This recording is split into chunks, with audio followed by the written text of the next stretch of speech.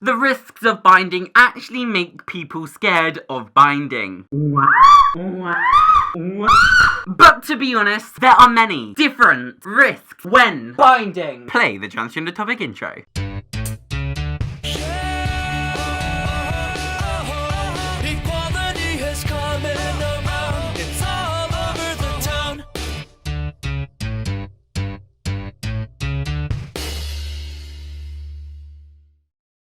Hello everybody, and today we're talking about binding. Now if you are new around here, make sure you subscribe. I'm nearly at 10 million subscribers. What is this? Kind of near.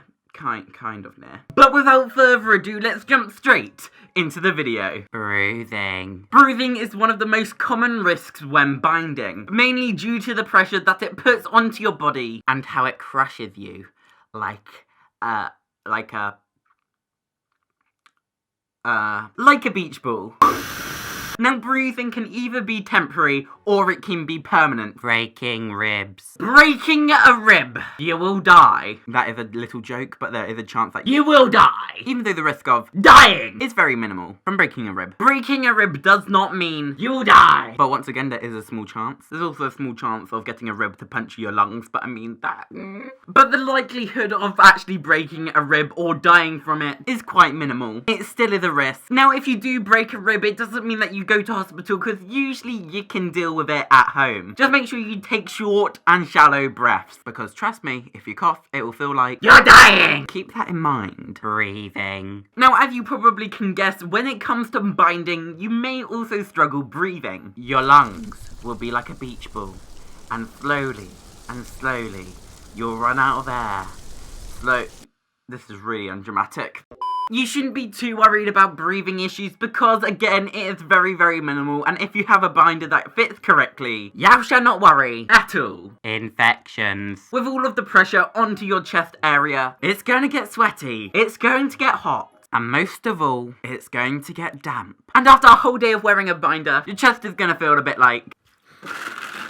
So it's very important that at the end of the day, you wash very, very well, or else you're going to get an infection. Keeping clean is one of the most vital things when wearing a binder, because the infections can be a little bit gross. Deformation. Pubical deformation is a very common thing when binding, and I feel it should not go amiss, because this would affect you getting top surgery. So pay close attention. Pubical deformation happens when you bind for too long and overbind. In simple English, when you wear a binder for too long. If you picture it like a corset, this is what a corset is. It trains your waist into a certain shape. The same happens when wearing a binder. So be warned, don't overbind. Circulation. Blood circulation is another very common thing when binding. If at any point when binding you see your skin changing colour, it does happen, make sure that you take off your binder immediately. The last thing you want is for an arm to be amputated. You might want a pubical amputation, but